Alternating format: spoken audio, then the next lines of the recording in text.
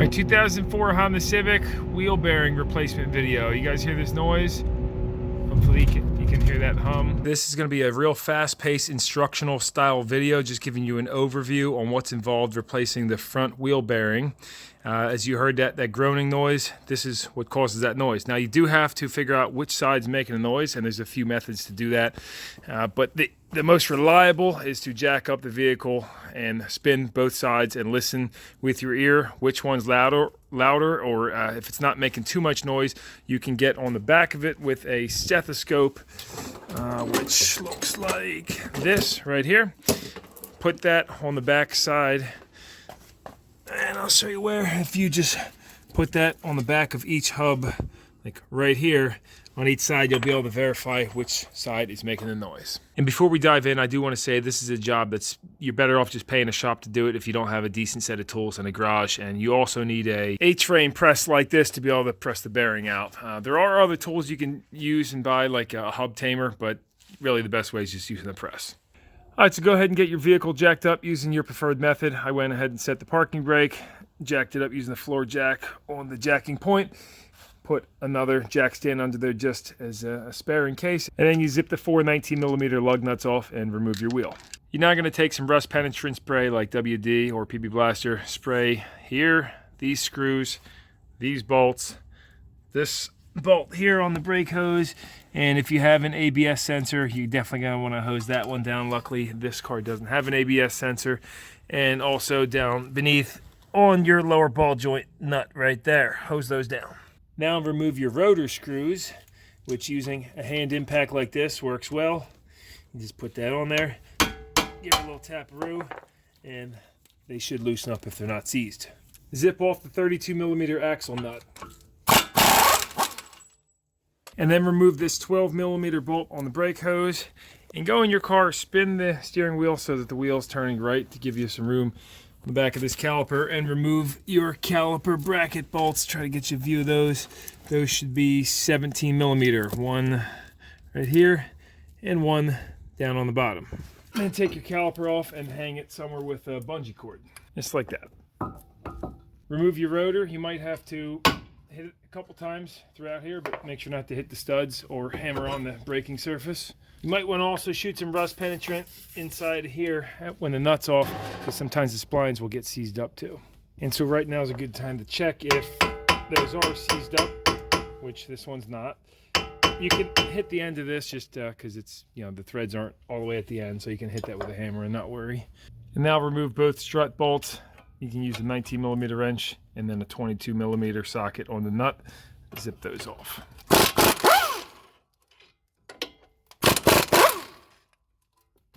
Oops, I forgot. We got to pull the hub too. So actually, slide your strut bolts back in. You don't have to secure them. Just slide them into the hole. And I'm going to be using this large slide hammer with a hub adapter. So you put your hub adapter on and then put 2 lug nuts on. And give it a good whack.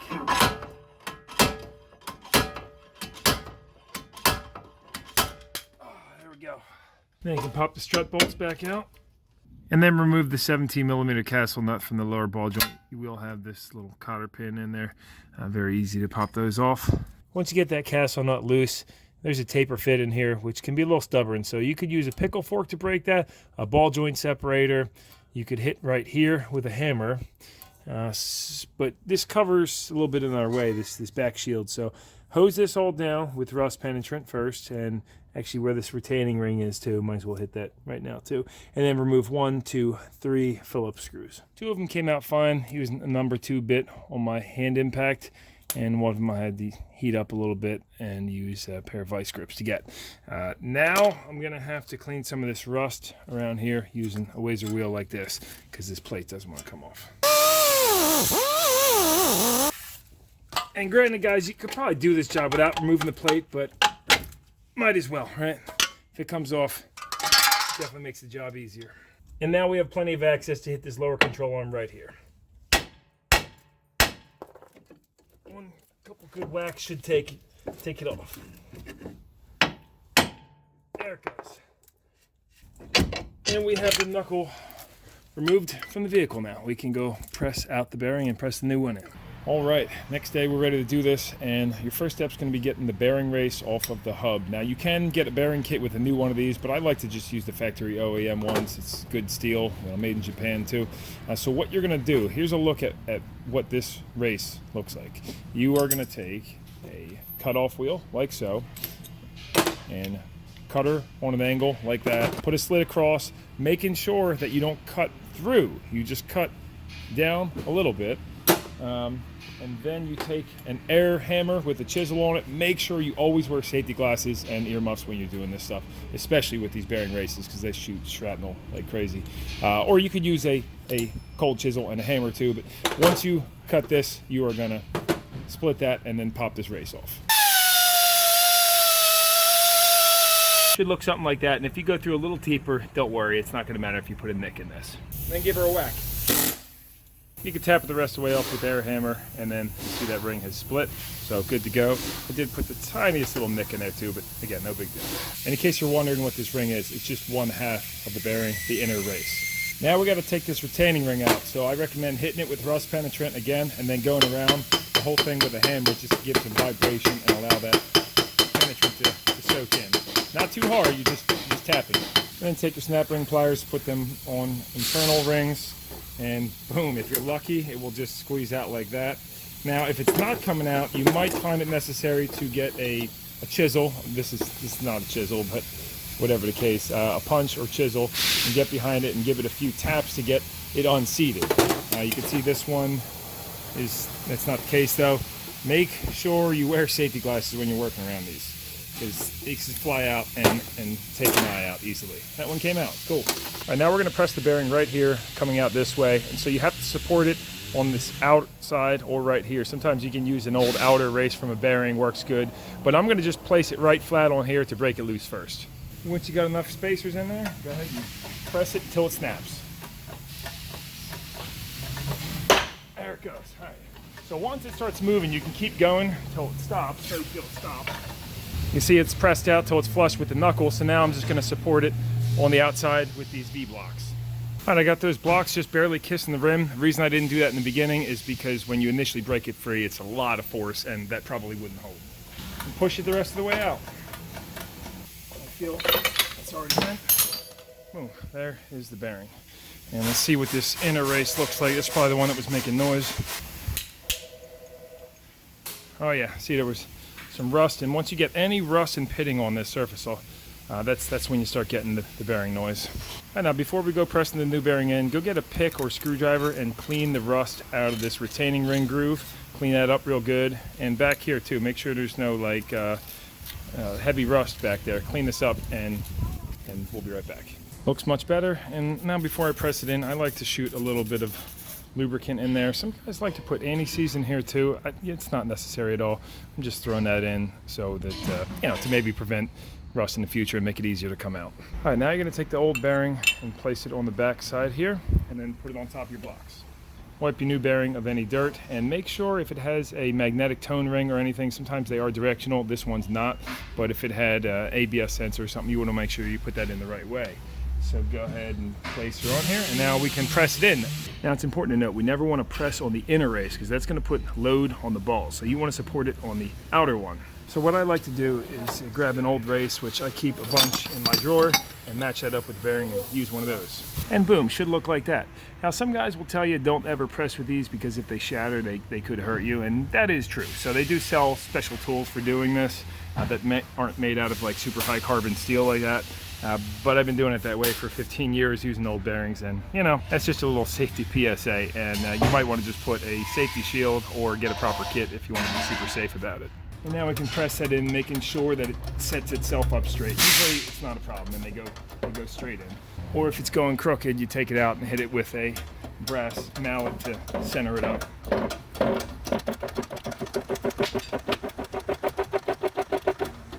You go until it bottoms out, give it a little bit of pressure, but not too much. Otherwise, you could shatter one of these races, and boom, that's what we look like. If your retaining ring's super rusty, go ahead and clean that off with a wire wheel or a wire brush.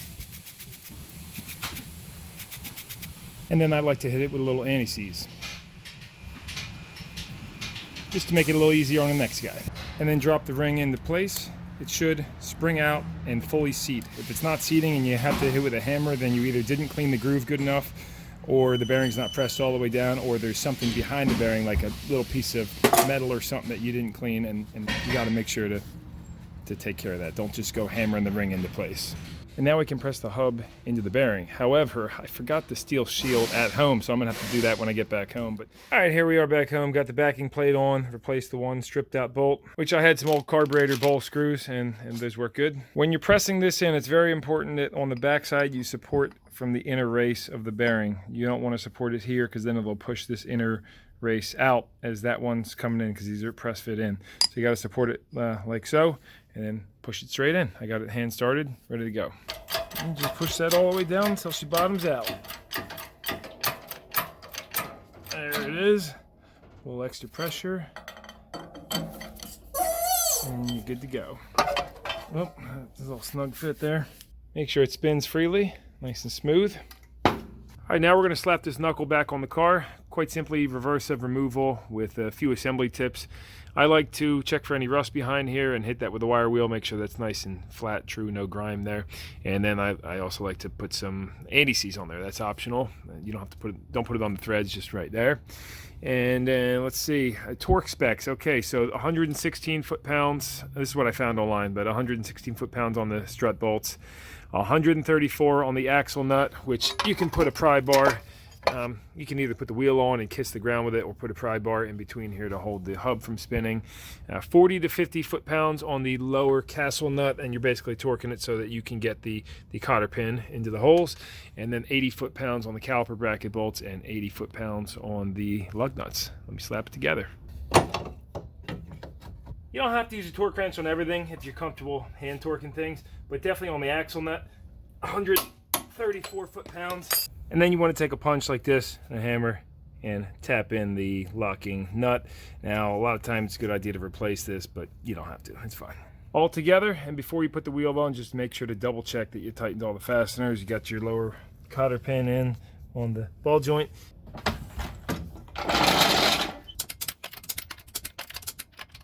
And the final steps to go for a test drive. We're doing the same speed. Listen to that. Nice and quiet compared to, I'm gonna call that fixed. All right, and that wraps it up. Hopefully you found this video helpful. Tried to pack a bunch of information in there. I know it was a lot of talking and such, but hopefully it helps you get your job done if you're doing a wheel bearing on a front wheel drive car like the 2004 Civic. So anyway, consider dropping a thumbs up if it helped out. I'll make sure to drop some links down below to some of the stuff you saw in this video, parts and tools and such. And yeah, till next time, this is No Nonsense Know How, and I hope to see you again.